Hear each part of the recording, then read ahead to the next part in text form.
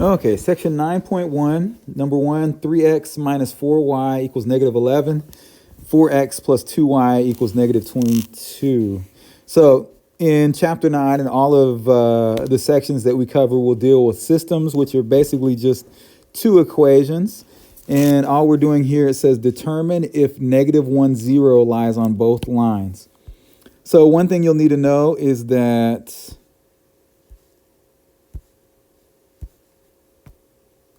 negative 1 is the x coordinate and the 0 is the y coordinate. So what we're going to do is we're going to substitute those in the top equation and then see if it works out. If it does, we're going to substitute it in the bottom equation.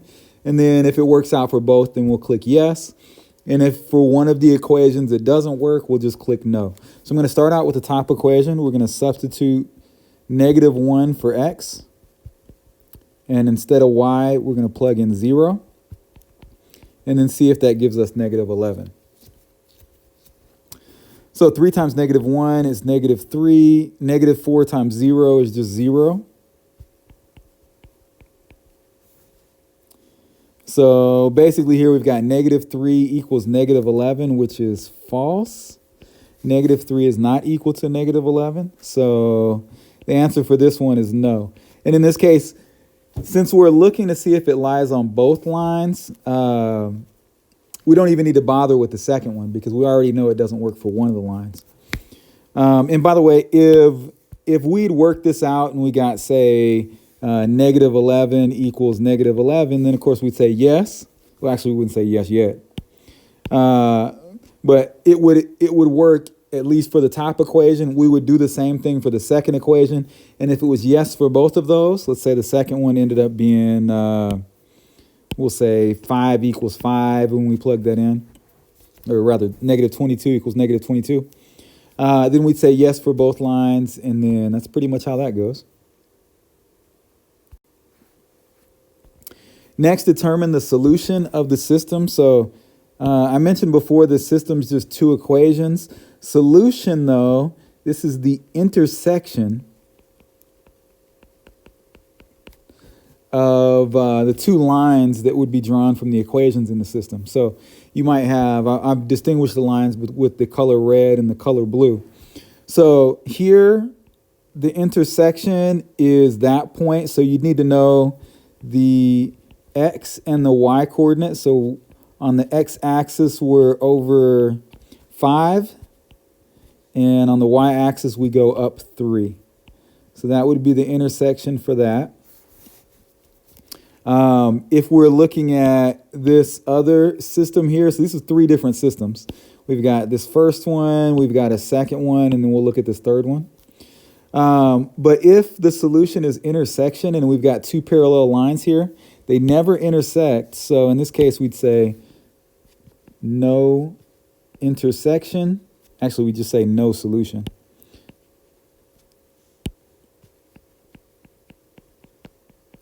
Since there's no intersection. On this bottom one here, sometimes you'll have a line and then you'll have another line that's mapped right on top of it. And they actually intersect at every single point on either line. So this is actually an infinite number of intersections and an infinite number of solutions.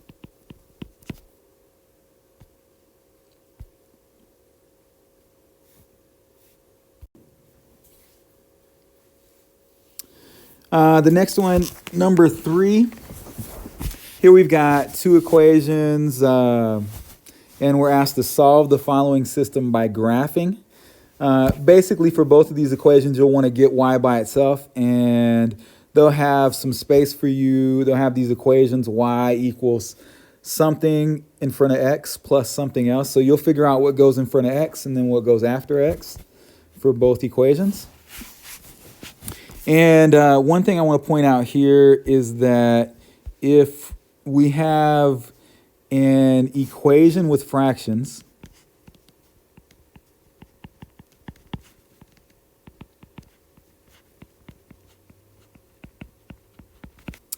one of the methods we can use is we can multiply the tops or the numerators by a common denominator.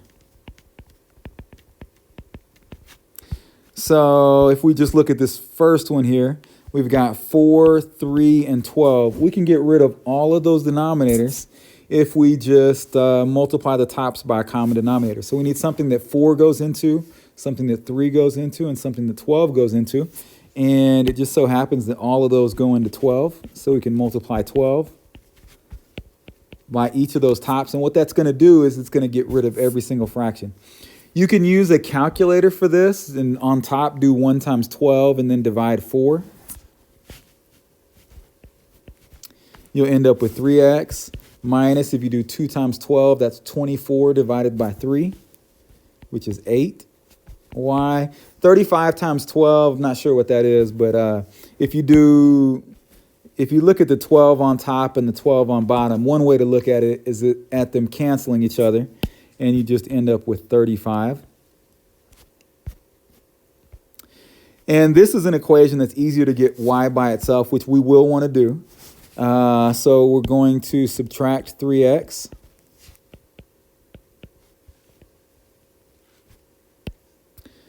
That leaves negative 8y equals, I'm going to put the negative 3x out front and then the positive 35 after. Then we'll want to get y by itself by dividing negative 8. And that leaves what's with y equals negative 3 over negative 8 is just positive. And then 35 over negative 8 is going to be negative 35 over 8. Reduce either of those if you can. But 3 over 8 doesn't reduce. Negative 35 over 8 doesn't reduce. So in this first one, what was that? We had 3/8. And then negative 35/8. And we'll do the same thing for the second equation there. So I'll put a line here dividing them. So we do have, again, an equation. We've got an equation because there's an equal sign.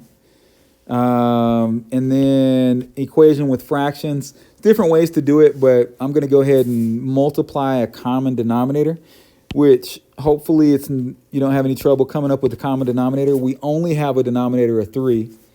So a common denominator, of course, is going to be 3. Multiply the tops by 3.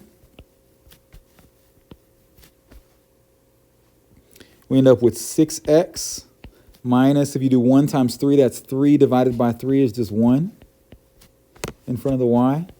And then on the right side, 10 times 3 is 30 divided by 3 is 10. Still working to get y by itself, so we're going to subtract 6x on both sides, and we've got negative 1y equals negative 6x plus 10. And then we just want to divide by negative 1. Basically, all that'll do is change the signs. Negative 6 over negative 1 is positive 6. And then 10 over negative 1 is negative 10. So just go ahead and throw those in there. The number in front of x is 6. The number after the x is negative 10. Okay, so it may ask you it may graph these. So if we imagine 2 lines that get graphed, something like that. If it does ask for the solution, remember you're looking for this point here. So just go ahead and enter that in once you determine what it is. Okay, and then the last one, just a little note about the word problems that come up. Later on, we'll have some sections where we're given some word problems and we have to make equations out of them and then solve those equations. In section 9.1, though, they give you the equations. So you'll have 2 equations, and you can just ignore the word problems. Solve the equations like the other examples that we just went over, the 2 or 3 before this. And that's all you'll have to do. For the most part, you can just ignore the words.